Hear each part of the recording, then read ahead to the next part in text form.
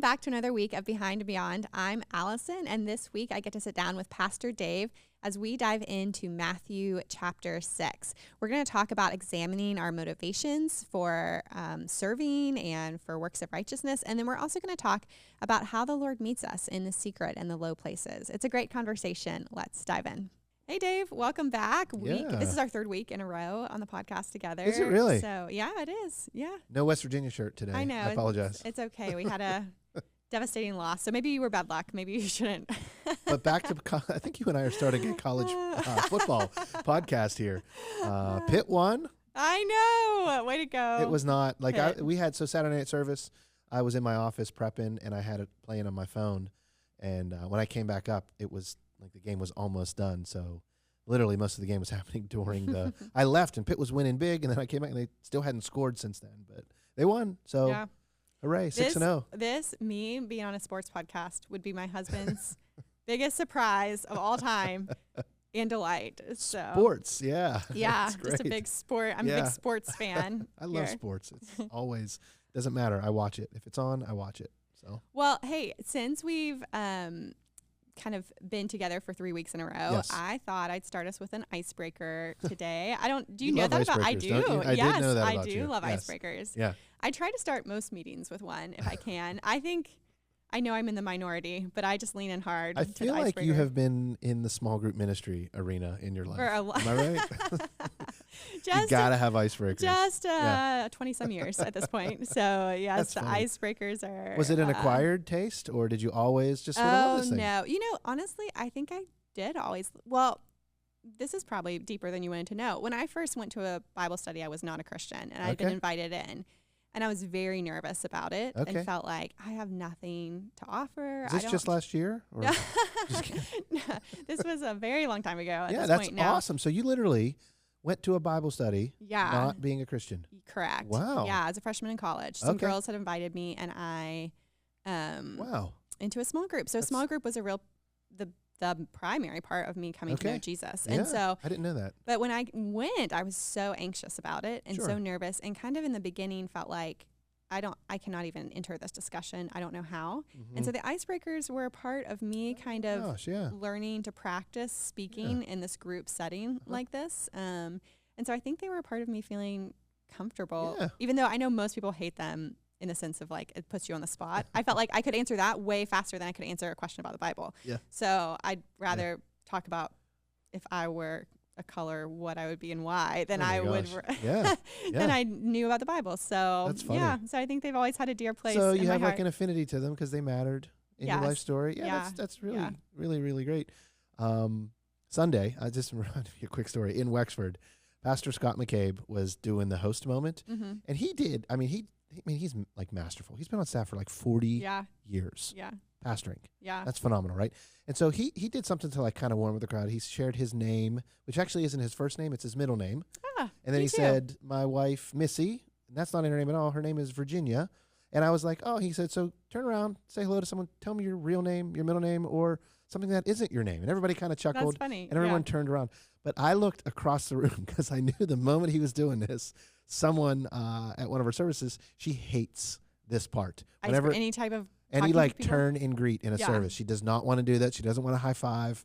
She doesn't want to, she just stared at me and I just started laughing and I think I pointed at her like, you hate this. So some people hate icebreakers. Some people love them. I want that in every service. Yeah. If we could. Okay. Well, here's mine for you. Okay. Yeah. Also Allison is not my first name too. Did you know that? I think I did know that. Okay. 3 things that you're Marcia. That's right. Yeah. How did you know? I don't know. I do know what it is, but I'm not. Yeah. I mean, it's Lee. It's not a secret. Leigh? L-E-E. Okay. Leigh. Yep. Awesome. 3 things that you are loving right now. 3 things that I'm loving right now. Cooler weather. Yeah. Love it. I sleep better in the cooler weather. I just bought a set of used golf clubs. So I'm going for it. So I am loving swinging golf sticks.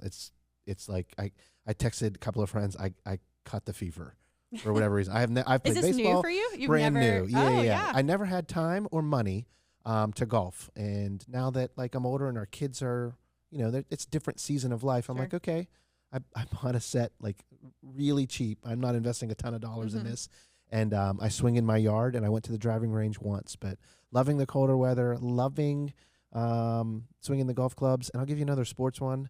I love playoff baseball. We are a sports podcast now, officially.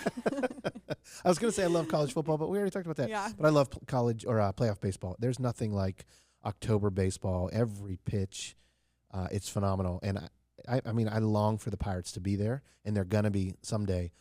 But like yesterday, Mets and the Dodgers, it's just great drama, and it's electric. So yeah. Awesome. Yeah. Well, thank you for answering Icebreaker for us to get started. Yeah. So this week we made it into chapter 6 of Matthew. It was a big day for everybody. It was a big day. Yeah. Yeah. I was thinking about it. I was like, we should have probably just all worked together to memorize Matthew 5. We could have done it, I think, if we had. The whole church? I think we could have, like we could have worked through memorizing it. I mean, we spent enough time in it. We've been in it since like June. Yeah. So I'm going to start. I'm getting there. I think I'm getting close. Are you really trying to memorize it? No, but I thought about it. Maybe I should. I thought about it as I was preparing. I was like, I think I could have done that because we spent so much time in it, if I would have like meditated on it intentionally. Dave Buring, actually, in 2023, one of his goals spiritually was to memorize the whole Sermon on the Mount. Yeah. And he did do it. He did, yeah. And he said, hey, would you ever want that? Because this is a sermon. Mm-hmm. In place of the sermon, I could do that. And so I entertained it for a while. I was like, wow, that would be different. That would be weird in a good way, Yeah. We elected not to, but he has 5 through 7 memorized. That's, if I can give a shout out to Kathy Lewis, who is a mentor of mine at the church. The Lewises are amazing. Yeah, they're big. She's been a huge influence in my life in scripture memorization. Yeah. She's got I think all of Philippians memorized. She'll do entire books. Yeah. Wow. So that's amazing. I know. Yeah. Thanks, Kathy, for all the ways you've led me. Well, so as we're working through chapter 6, really a lot of it was kind of about our motivations and like the way our righteousness goes on display. Mm-hmm. And so I have almost like a little story to start my question for you. Yeah. So when I was a kid, I'm a people pleaser by nature. So this is probably an especially hard section for the people pleaser type people. Right. I imagine there's two kind of general responses. People who read this and are kind of like, sure, that makes a lot of sense. I should pay attention to my motivations. And they move on. Mm-hmm. And then there are the over-analyzers plus people pleaser types who are like, this is incredibly a lot to think about because What do you think about that? So here's my childhood story. Okay. So when I was a kid, I was in the front yard and I threw a Frisbee at my parents' car. And then I felt so bad that I threw the Frisbee at my parents' car that I went in to tell on myself that I had thrown a Frisbee and hit their car. And then my mom just says to me, did you do that intentionally or was it an accident? And I couldn't answer her question because I got so anxious about, I don't know, what was my motivation? Was there a part of me that kind of wanted to do it? Yes. But then I think it was an accident. But then you kind of almost convince yourself that maybe you're lying or being a little bit deceitful. Yeah. I was really identify anxious. with that. I get that. Yeah. And I don't know. I mean, I respect and love my mom so much. I don't know I don't know how you handle this. I don't know how I'd handle it. She sent me to my room and was like, well, just sit in there till you figure it out. And she was like, I don't even care what the answer is. You just have to come out and tell me an answer. Mom and then you win. can, and then you can like move on, whether it was intentional or not. But that kind of ate me up. And so I think that there are still, I know it's in me at times, and I work with people who kind of, who can get really stuck on like, what is my motivation here? And feel almost this double weight because their natural tendency is to people please. And then because they want to please, they also want to please God. And so there's this other side of the coin of kind of like, I've got to always pay attention to my motivation. So I don't know, what would you say to those people who get stuck there? Yeah, I don't know if it's morality. Maybe it is like, it's almost like, well, the better answer is just assume you were wrong, right? Just assume there's a little bit of guilt in there. There was a little bit of evil. That's probably better than being arrogant and acting like, no, I didn't do that on purpose. I am 100% certain I didn't throw the Frisbee to hit the car, right? So that's where I'm at. I'm like, I always want the Lord to search me in my motives. Where I am learning to rest is to trust him that I'm gonna give my best honest answer, where I'm not directly like denying that I didn't do that on purpose when you know you did. Like you know when it was purely evil. Sure. For selfish intentions. Yeah. And sometimes you're just ask the Lord to search your heart and be open to him revealing it in time and move forward in freedom. Like I don't know if that's like that's grace to me. Yeah. Because again, I come back to his forgiveness is real, his mercy is good and like full, and his kindness leads me to repentance. The repentance doesn't always come right in that moment. There might be more for me to realize or become aware of. And so I just try to pause and have an honest, I was just dealing with that like this week where I'm like, so I don't know. I was talking to Brooke. I'm like, I don't think I didn't do this thing because of what someone said to me, but maybe I did. Maybe I should search my heart. Maybe I should. And it's just like, nope, settle it. What do I believe to be the honest truth right now? But stay open to God showing you that wasn't the honest truth. Let's deal with this. I don't know if that helps. It does, I think. And there's grace and peace in the fact that he meets us in the places where our intentions are wrong. Yeah. But I'm also not saying take advantage of it and be like, nope, I'm fine. God will show me. No, pause, search your heart. Be honest about that moment, because that moment could be his kindness leading you to repentance. Like your mom wasn't, I don't know, what was she going to do if you said, yeah, I threw it at the car on purpose? Grace. It wouldn't have mattered. I think she was just trying to help me evaluate myself, search myself. Self-righteousness is, it's like an epidemic, I think, in the church, where we know the truth that salvation is by grace alone, by faith alone, right? It's not anything that we do by our works, but yet we still think, I got to keep it. I got to maintain it. I got to really show that I actually deserve it. Yes. That grace thing is for everybody else, right? So yeah, that was a good question. Which is, I think that's been a huge learning piece in my life for so long, because I think because, even as a parent, I think I've got two different types of kids. So one kid just has a tendency to get in trouble, and then I have another kid who has a tendency to like follow all the rules, and in some ways like lives with more anxiety than the other kid's kind of living free. He's like the one who like follows all the rules and looks like everything is like perfect on the outside, kind of lives with a little bit more anxiety that we're kind of working through. And so I see even in him this tendency of like, I can make myself good, or I can make myself worthy. And he gets that totally from me. That is 100%. I think even early in my days of becoming a Christian, in that small group that we talked about at the very beginning, I had you were probably very mentor. Prepared.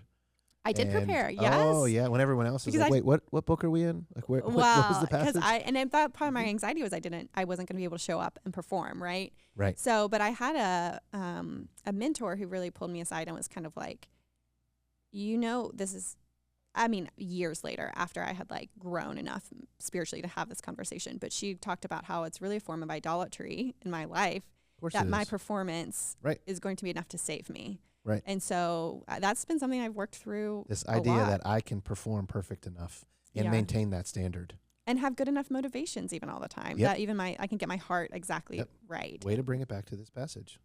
Well done. So hey, how about I ask a question now? Oh, okay. Yeah. Wow. Well, how did so I'm speaking, right? And I always try to do my best to like sit with this and see its impact on my life, not just say like, here's how this impacts you, right? That's not, I don't believe that's the right approach. I want to see how it reads my life and draws me to him. How did it was point number 2. My mind is blanking. I just shot another video. Virtue signaling. Yeah. How did spiritual virtue signaling land? How did that sound? What kind of came to mind? I was curious about that one. Yeah. Because I had in my script written, hey, so I'm going to go through these 5 things, and this is going to be equal opportunity offense zone. Like buckle your seatbelt, because we're all going to get offended here. Yeah. But I decided not to do that. I didn't want to do that thing. And I thought particularly that would probably be a raw nerve kind of a thing. So How did that land? How did that hit? Not how did I perform delivering it. I'm just like that idea in relation to this passage of scripture. Yeah. I thought the image you showed actually of the person taking the selfie while helping somebody really helped put it into perspective. Okay. And maybe just being a visual person in general, that was kind of helpful for me. Okay. But it did make me think about the ways that we just are so quick to post even just like, if honestly, one of the examples I even thought about was and I'm not saying, I'm careful to say this because I don't want to say that everyone who does this is in the wrong. We don't know, right? But we don't know motives. And that's the problem. Like, it's everyone's motives are different, and there are times where you're sharing about something really beautiful that the Lord did, and that's different. But even the kind of the picture of like the mission trip as the profile picture, and you're kind of like, here I am serving all these people. Yeah. I think we do it a lot more than maybe we realize in things that are, and it's mixed. That's where it's messy, because there's probably a part of us that's like, this was really beautiful and transforming in my life. Yep. But then there's this other part where, like, I don't know, do those kids want their picture on this social media page? Or, it gets messy. Yeah. Are you using those kids? Yeah. Or that, and is it making you look good? Trip. Yeah. Yeah. So. And I think that's what the work is. It's like searching the heart behind those things. The other thing I thought about with that, because I remember, of course, I gave the example about Paris. Do you remember that? I do. Okay. Yeah. Yeah, that was a real thing. And then, of course, the last 4 or 5 years, especially like during COVID, it was always... There's always a sticker to put on your... There was always something to do, and it was evaluated if you did or didn't do. But I probably have time to fully talk about this. It was also evaluated how long it took you to do or not do. Yeah. And sometimes at the church, when a tragedy would happen... Let's say something would happen in our world on a Saturday, and I'm going to preach Sunday. We have to make a decision, like, okay, how are we going to respond to this? Are we going to pray about this? And it always comes down to, of course, we're going to pray about it, but do we fully know about this? Yeah. Like, we have such an appetite for immediate, tell me what you think, make a statement, are you for it or against it, that we don't even have time to, like, gather facts. Or let something... Or gain wisdom. Like, sit and be wise. We're in a rush. Yeah. Yes. I feel that for sure. And then on is the next thing. And then you look, well, they're just silent. They don't use their platform. When that's not it at all. But sometimes it is it. So it's like it works both ways. Where we do use our platform or our voice to say, like, look at me. Look at what I have social conscience. And then sometimes we just delay and say, like, well, I'm still praying and waiting, and then another thing happens, the media moves its attention, and you're in the clear. And I definitely didn't in that section want us to think, I believe I said this, my little confidence monitor on Saturday night, it went out right as I was trying to say this part. Oh, yeah. Because I wanted people to know, like, I'm not saying that it's all worthless and wrong. We are supposed to use our platform. Right. We are supposed to speak out on behalf of vulnerable, marginalized, hurting people. We're supposed to speak truth to power. We're supposed to speak against evil. But I was just talking about when it's actually like an act. Yeah. Like Prop Dave should have had a mask. I should have brought him. My son calls me Prop Dave. I don't know if you know that. My son Nico, that was his nickname for me, because he's like, you always use props. I think they're helpful. Yeah. But I thought the mask thing. Yeah. But, yeah. Well, was there anything else that you wanted to talk about in the sermon that you felt like you didn't get to, or you felt like you? I think I got to most of it. So this is called Behind and Beyond. So it is like, it's the content, but it's also the process. Right. I had a week where, excuse me, it was a busy week. Like, everything has felt just busy right now, for a lot of reasons, whatever. But when I got to Thursday, we did our run through. And I did the run through, and I gave them a disclaimer. I was like, hey, I'm 80% complete. I don't, this last sort of, when I wanted to talk about the deeper thing, I knew there was something about the secret place. I knew it was this call to humility. There was probably a section in there where I wanted to talk about typically what we think humility is. And it is. Like, the common phrase is, humility is not thinking less of yourself It's thinking of yourself less. That's a super popular. Yeah. I feel like that's a bumper. You should put that on your social profile if you actually believe it. You should signal to the world. Great. I've been looking for a tagline, actually. So my life needs a tagline. Yeah. But I think humility is an expression of trust when it comes to the Lord. Like it's literally like, okay, I'm going to trust your way. Yeah. I'm going to trust that this won't leave me alone. I'm going to trust that the unseen reward that you tell me is good is actually on the other side of this door at some point. It's an act of trust. So I wanted to talk about that, and I just didn't have time. And I went in Thursday and I was like, okay, I'm gonna pray about this. I'm gonna leave this open for the next 2 days as I marinate, as I work this sermon out in my mind, as I say it out loud. And then Saturday, it came for me to identify those 4 things. But they weren't in my script. Yeah. They were just like, I come into my office at 3:00 and I prep in front of my whiteboard. And then I got to the point where I'm like, okay, here's the 4 things that I really see as, so all my slides and everything, I was like, we're not going to use those ones. We're going to go here. So sometimes the process isn't done by Thursday. And I'm growing and being okay with that. Right? Lord, speak to me when you're going to speak to me, and show me that way. So other than the humility piece, let me bring it all the way back around. Nope, I think I got everything out. But this was one of those ones that it wasn't fully baked until Saturday. Well, I wanted to talk to you more about the low place idea, actually. So let me see. I've got a couple questions here. Yeah. I think, so let me see if I got all of you said 4 things. I think I caught them. Schedule, money, prayer. Was prayer one of them? You talked about not coming. Prayer was a big one. But I don't know what's the Well, so word? I didn't get to say, I said it on Saturday, but I don't believe I got to say it on Sunday. Okay, so maybe because I also ran out of time. Okay. Do you want to say it here? Yeah, as soon as I remember it, I'll say it out loud. Okay. Forgiveness. Okay. Yeah. I think I said it at 11. Okay. Because I think sometimes it is, all the time, it's humbling to forgive. The rewarding thing is to have something against you that I can use whenever I want. Or to act how I want because I have something against you. I may not use it, but it's always there. And I have a reason that you still owe me. Yeah. Right? Forgiveness is such a hard thing. If you think we preach about forgiveness too much, I'm like, I don't think we preach about it enough, because I think there's a correlation between the degree that we walk in forgiveness and the degree that we actually walk in freedom. Yeah. I think that's a Jesus thing, not a Northway thing. So yeah, those are the 4. But I have a huge heart for prayer. Yeah. And I know it's humbling to go and receive prayer.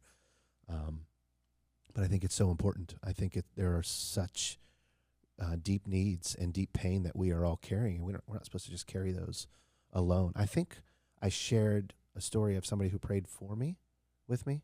He goes to Northway. Did I say that in the sermon that you the friend that you called? Yeah. He goes to Northway. He was in the room at 11 o'clock, and I couldn't look where he was sitting because I know where he sits. And I'm like, I'm going to get emotional because it mattered that much to me that he's like, let's bring this to Jesus. Let's just pray. And it wasn't, I couldn't even tell you what he prayed.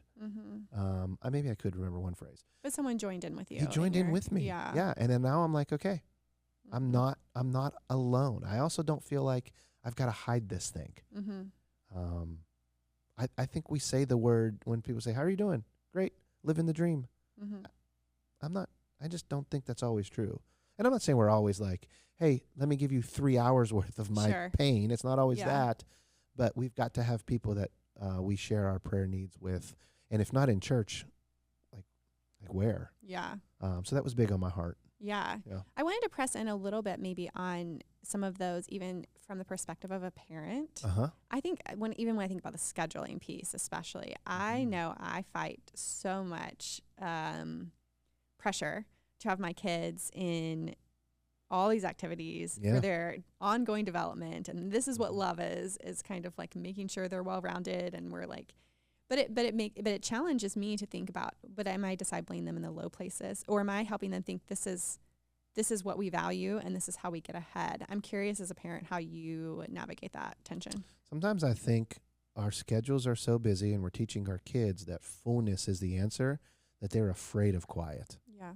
and that we're actually training them to be afraid and to abstain from stillness and secret sort of quiet places. So we have tried to guard our schedule and limit how many things they can participate in. Now, budget helps with that. We can't always afford to have everybody in everything and time. There are seasons where we just try to, I don't know if I have a good answer, but typically it's one thing per season. It's not 2 and 3 things. But sometimes when the opportunity was really appropriate for one of our kids, we had to say yes to that. For this season, Brooke, as she stays at home, that's what we have both prayerfully decided. That's for her. It's been great for our family. That has also meant that she has said no to small groups that meet in the evening, because be there with her kids. She wants to be with our family. Like, there is just something about us doing that all together versus just tag you're it. I'm not saying if that's someone's life that's all wrong. This is for us. But that's a thing that we had to put some guardrails around. Okay, for this season of life, what do we value? And what are we responsible for and to? And I think we're responsible for health and pace. Yes, development, but I think God does most of the development stuff. And then here's the thing. I always say this about youth sports. I'm a huge sports guy, right? We've established that. 99.9% are not going to the pros. Yeah. They're not. They're not. And I can't tell you about the trophies I won in 6th grade, let alone 2nd grade, right? Maybe one of them. I was the fastest man at camp in 5th grade, and I'm still proud of that. Like, I was the fastest guy at basketball camp, and I need you to know that, Northway. But but sports did develop me and form me, but we have such a focus on those things. I actually think we're doing the reverse. We're overwhelming our kids with involvement in those things that they're quitting them when they get to 9th, 10th, 11th, and 12th grade. I'm wondering from my soccer coach friend if that is actually true. We're seeing less. He's nodding yes. There's a coach of the year sitting in the room right now, WPIAL, man of the year in my book, Coach Carlo Prati, and he's just nodding his head. Yeah, participation rates are going down as kids are getting older, and I think it's because they're burnt out. So that's probably true in the theater world. It's probably true. I was at a football game the other day, the marching band at our school. There's 300 kids per grade. The marching band had very few kids in it. Why? I just think we're doing way too much more as parents at younger age. And you want to know where am I on a soapbox right now? A little bit, but keep going. Yeah, no, it's very interesting. I grew up in the woods. Yeah, me too. I played. Yeah. And we have to leave time for play, to be creative, to be social with our kids. One of my favorite things in my neighborhood I see, there's I call them the scooter squad. They race up and down our street, and I'm like, that's so awesome. They all have cool helmets and scooters, and they pause because across the way from our sunroom where I sit most of the time when I'm at home, it's a big open field. They play football. They play baseball. And I'm like, that was my childhood. It wasn't so structured. There was time to be creative and to engage and to do weird stuff like build forts with sticks. Build forts. Yeah. That was one of the blessings of COVID. When schools shut down, we had a pod of people that they were already exposed to each other. So we were like, might as well keep going. This was when everyone didn't know anything about COVID, right? They built a fort. Gino and his friends, they built a fort in the woods and loved it. Yeah. Loved it. They were like on a mission. They went, so look at this. They went to, Ryan Holmes was developing something near us. They went to the Ryan Holmes employees and on their own initiative asked for extra lumber and supplies. And the workers gave it to them. And I'm like kids struggle these days to go and ask an adult for something. Yeah. But it was that sort of unstructured, creative, I've got a goal, I'm going to go do this. They pushed through some awkwardness. But I am for sports. I am for activities and involvement. I think we have to leave room for play. We have to leave room so that kids aren't afraid of silence and stillness. So, well, I can remember. I'm off my soapbox now. Well, I'll join you there because it's not a big soapbox. I can just remember also growing up in the woods and there just kind of being space there. Like I didn't really know who God was or have a really deep understanding of him, but I felt him there. Like I can remember that from my childhood and feel, and feeling like something, I don't know. I don't even know how to put words to it, but I just like knew there was a presence, there. Yeah. And I think there was space for that. Yeah. Yeah. Yeah. There's something important about that. It's a good question. Yeah. Well, also I got the best jump roper trophy. So I just want that to be on record. So here's the follow-up question. Do you still have the best jump roper trophy? I just threw them away. My mom, Tuesday, just week? a year ago, maybe. My mom, they were like in my parents' basement for a long time, and they just brought them all up. I was like, what am I going to do? What am I doing with these things? There is that moment where your parents bring you, like your things that they've been storing at their house, in the attic for years, where you're like, oh my gosh, I'm older. No. Yeah, it's happened. Like it's official. Yeah. I'm not like throwing away my jump roping trophy. I don't need this anymore. Yes. Yeah. In case you're wondering, I do not have the fastest man at camp award. In case you're looking for proof, it's hanging in your office, right? We know. It is. Well, maybe let's finish with this. When we think about the low places, where is a low place that you feel like God is calling you to right now, and what is that teaching you? Yeah, there's just a deeper place of trust and affirmation from Him alone. Like I want to grow deeper in my knowledge of His love, not the affirmation. So that reward of man versus the reward of God, that's always for me like a bit of a back and forth, where the whole audience of one, and do hard things even if they're not understood or applauded. Yeah. But do them because that's what the Lord is calling and placing on my heart. So anytime you lead, especially leading in a church world or realm, I should say, like spiritually, you're going to get misunderstood. Not everybody's going to agree and champion that and celebrate that. So really learning that where my Father is, He's in secret, and not everybody sees the motives of your heart, but as I trust Him, it leads to goodness, like His goodness, versus just everybody is accepted me for that moment. The reward of man is fleeting. I can't say that enough. I've learned that in my life, and yet there's part of me that still desires it. I was on the phone with a really good friend of mine, Ryan Z, and he knows my heart in a lot of ways, and he's like, don't do it. Don't do it for man. Like that's his voice to me. He exhorts me, and I'm so thankful for him to push me towards the secret. Do it for the Lord. Trust His voice. His reward's better. Yeah. Great. But that's a honest answer. Yeah. Thank you for sharing that. Yeah, of course. Yeah. Hey, did you notice the gum in my water? I drank. I took a sip. The gum ended up in my mouth. So now I started without gum, and I now have gum. In case anyone's really watching at home for the details, so it was in my water. And long story. So I just needed to confess that. I did not notice. But anyone who's watching that closely gets a trophy themselves. There it is. For really paying attention. Well, thanks for being here, Dave. Great to talk to you as always. Always fun. See ya.